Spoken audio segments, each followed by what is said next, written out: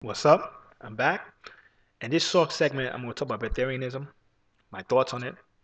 Basically, Breatharianism, you have different types of Breatharianism. You got some Breatharianism where the person themselves doesn't even drink water or anything, and they just live on the air, right? They just get the energy from the air straight up, no water. Get the second type, that they're Breatharians based on them not eating. So sometimes they can still drink. Sometimes they might juice.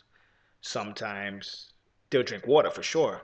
And then, of course, oxygen is the primary way for them to get the energy.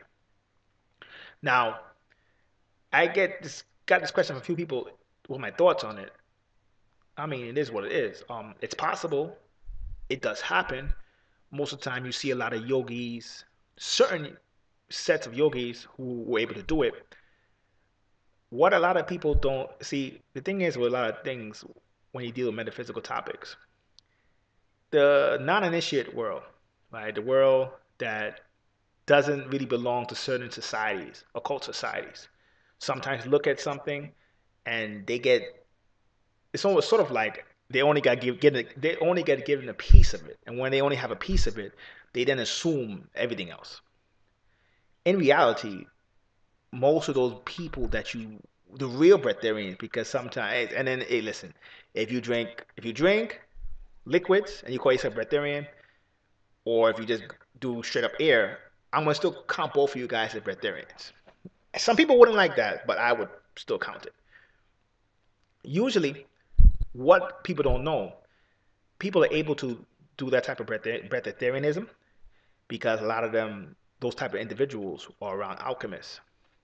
And what happens is, in certain Indian sects, there's certain alchemical formulas that you would use, that you would ingest to actually make breatharianism possible.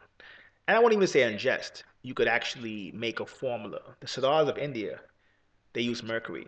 Mercury is very poisonous, so I don't know if I ask anybody watching this video to even play around with mercury under any circumstances.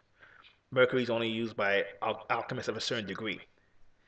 They make an oil based on mercury that the oil, when it's rubbed on your skin, and when I say mercury, they know how to cook it where it's not poisonous. So again, do not use mercury if you don't know what you're doing. Mercury is highly poisonous. And I don't even think breatharianism is actually even realistic for people living in the West anyway, or even people living in most parts of India today. So I'm only answering this question because I keep getting asked it. Basically, it's like this. They will make an oil, rub the oil on your skin.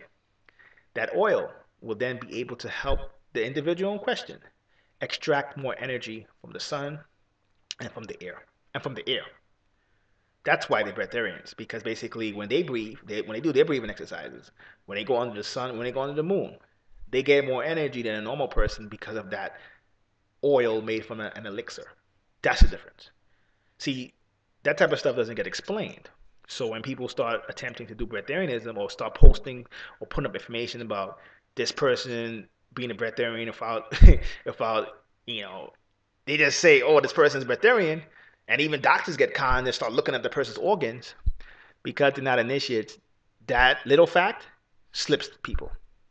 Because you gotta understand, back in the days, back in old Kemet, back in early India, magic and alchemy was something that everybody did. So you didn't really need to advocate or to advertise or to push certain things because everybody did it. Just like warning people about not going to fire. Even a little kid knows once he puts his hand in the flame once, he knows don't do that again. But because these little facts get left out, we now have to explain every single detail. So when you're looking at breatharianism, it's the same thing with monotonic gold. If you don't know how to make that formula, which is an oil that you rub on your skin, that's not for you. Even if you did know how to make the formula, if you live in a certain environment, you wouldn't even think about being a breatharian. So is it possible? Yes. Is it possible for the average person today? No. So that's my thoughts on breatharianism. Till next time. Peace.